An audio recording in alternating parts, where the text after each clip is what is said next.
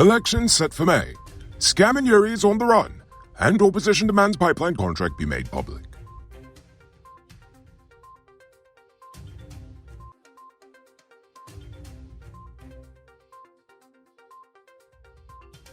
I'm Enrico Bulford, and this is Uncut News. News happening. Send us a tip on WhatsApp at 592-659-6151. GCOM has approved a work plan to hold local government elections in the second quarter of this year, despite opposition abstention due to the accuracy of the voters list and the role of the local government minister in fixing the constituency boundaries. Preparations for the elections have already begun, including training of management and polling day staff, and the receipt of applications for symbols from political parties, voluntary groups, and individuals. May 22nd is the next recommended date for the elections. In other GCOM-related news, former Deputy Chief Election Officer Roxanne Myers appeared yesterday at the election COI, but declined to testify. Myers is also facing elections-related charges, and like the other GCOM employees who are also facing charges who went before her on the stand, she too has invoked her right to not to testify at the inquiry. The COI continues today. And finally, GCOM has rescinded the secondment of IT manager Anil Giddings to the post of operations director after an intense debate, as the position will remain vacant until a new deputy CEO is appointed. Giddings was requested to be seconded to the operations department to aid the chief elections officer in the day-to-day administration running of the secretariat, but the opposition side of the commission was not in favor of that decision. Giddings' secondment was to end once a DCEO was appointed, and he is still employed in the substantive position of IT manager. That position of DCEO has remained vacant since Myers' dismissal. The president has highlighted the government's plans to modernize the GDF's Air Corps and Coast Guard resources to better protect the nation's natural and national assets as well as its territorial integrity. But he also called for increased attention to physical fitness, noting that it is an important part of national defense and development. He proposed the development of a team of coaches in various sporting disciplines to help develop young people's talents in various communities nationwide, as well as the development of fitness zones to encourage community members to join in building a culture of fitness, wellness, and health. So basically, the president wants to bring physical education to schools and bring recreational centers to the communities. Good. It's so simple. It's sad that it hasn't been done before. The Attorney General has asked the Court of Appeal to throw out the Coalition's appeal for its election petition 88, which was dismissed almost 2 years ago by Chief Justice Roxanne George. On Wednesday, Chancellor of the Judiciary, Yonette Cummings-Edwards, and Justices of Appeal, Don Gregory and Rishi Basold, commenced hearing submissions in the challenge. After hearing both sides, the court declared that it will adjourn until March the 22nd, 2023. Flowers are the language of love, and Shanisha's Flowerland is fluent. This Valentine's Day, let us help you express your love in the most beautiful way. From roses to sunflowers and everything in between, Shanisha's Flowerland has a perfect bouquet for your special someone. And with convenient payment options like PayPal, MMG, and Zelle, ordering is a breeze. So whether you're in Georgetown or across the world, come visit Shanisha's Flowerland at the Movietown Mall and make your Valentine's Day unforgettable. You can order through Facebook, Instagram, or WhatsApp them on telephone number 647-1189. Tired of waiting on hold, tracking down a delivery driver, or carrying cash for your food orders? GT Eat is here to make your life easier. Guyana's first cashless food ordering and delivery app. Choose from Georgetown's top restaurants, pay securely with your card, and get your food delivered right to your doorstep. With the convenience of being able to order from your phone and the added feature of tracking your order, GT Eats is the ultimate solution for all your food needs. Download the app on Apple and Android stores and start ordering the easy way today. It's February, so how about you do something special for your first love? Your truck. Powered Automotive stocks a huge range of parts from the best brands in the business. Show your truck some love today. Visit them at Lot 491 EE Eccles. Or call or WhatsApp them on telephone number 697-0171. Save big on truck parts at Powered Automotive, the #1 heavy-duty truck parts store in Guyana.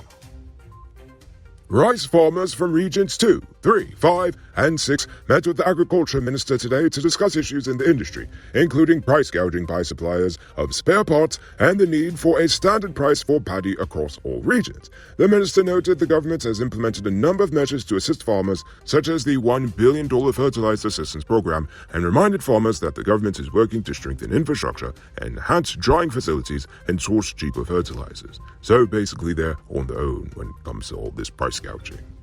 Scamming Yuri Garcia Dominguez is now wanted by the Guyana police force for additional fraud charges, in addition to the series of criminal charges he already faces. He and his wife, Atika Ishmael, are currently facing over 80 fraud-related charges. In 2020, he had been released on bail on the condition that he reports to the police every Friday. Apparently he had done so up until last week. Yuri's probably back in Havana by now, sipping Mai Tais by the pool. The Labour Ministry has launched an investigation into a serious workplace incident involving Leon Turpin, a supervisor who was electrocuted while performing maintenance duties on a multi-story building on Regent Street. The ministry is emphasizing the importance of good workplace safety and health practices and is actively addressing unsafe workplace conditions and practices through inspections and audits. Early this morning, 24-year-old Kelon Scott died after crashing his motorcycle into a parked truck on the Ockline Public Road, Quarantine Belize. He was taken to the Port Morant Public Hospital, where he was pronounced dead on arrival, and his body was taken to the Ramu Funeral Parlor awaiting a post-mortem examination. Last week, 2 of the 5 accused of robbing Kaito News in October 2021 changed their pleas to guilty. The 2 men, 33-year-old Ryan Wharton, a former employee of the news entity, and 36-year-old taxi driver Harry Stonkser were sentenced to 50 and 40 months imprisonment, respectively. The remaining 3 accused are due to appear in court on February 23rd, and the prosecution is expected to call a number of witnesses to testify against them. Schlumberger, a US-based oil well drilling support company, has reapplied for a permit to store radioactive material near the Demerara River after a recent court case said that the EPA was wrong in originally even giving them the permit to do so. Representatives of the company faced harsh criticism at a recent public consultation, but the legal counsel for the company, Carl Prescott, said the Environmental Protection Agency had already conducted a site visit and found no worrisome radioactive levels. The radioactive sources are needed for evaluation of offshore reservoirs, and if the EPA refuses to grant a permit, the company may search for a new location. The proximity to the river eliminates the need for road transportation of radiation sources. In other oil-related news, 2 opposition parliamentarians, Ganesh Mahipal and Jermaine Figueira, have requested that the Natural Resources Minister, Vikram Bharat, table documents related to the Wales Gas-to-Energy project and the heads of agreement signed in June 2022, which outlines the basic terms of the project. The motion, if accepted, will be debated in Parliament, and Bharat will be made to provide all agreements and policies related to the project.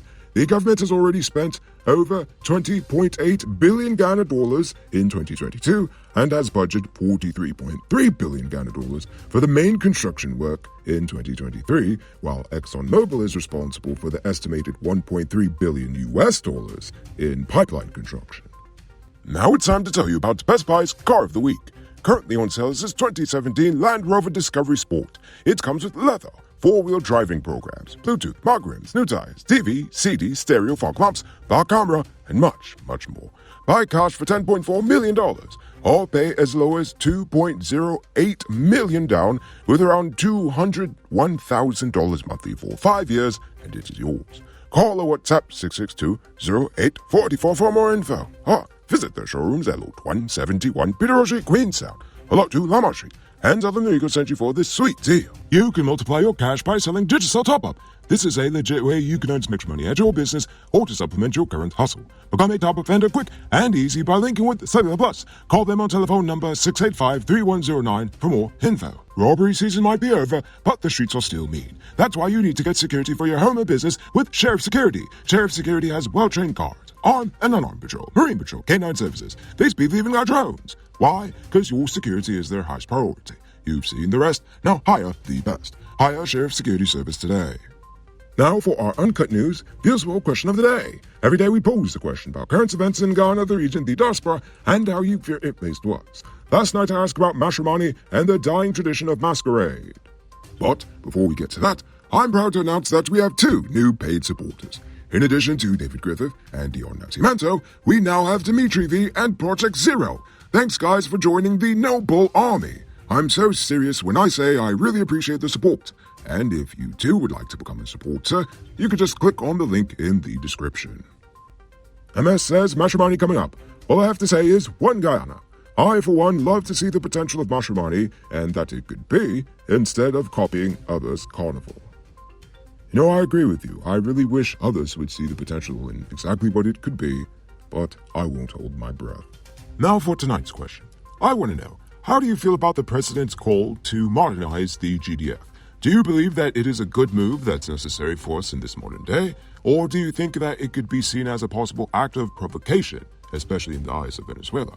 I want to hear from you. So think about that question and tell us in the comments below. If your response is good enough, we just might feature it in our next episode. Anyway, that's all the time we have for tonight, and check us out tomorrow for another. Until then, I'm Rico Bulford saying good night, folks.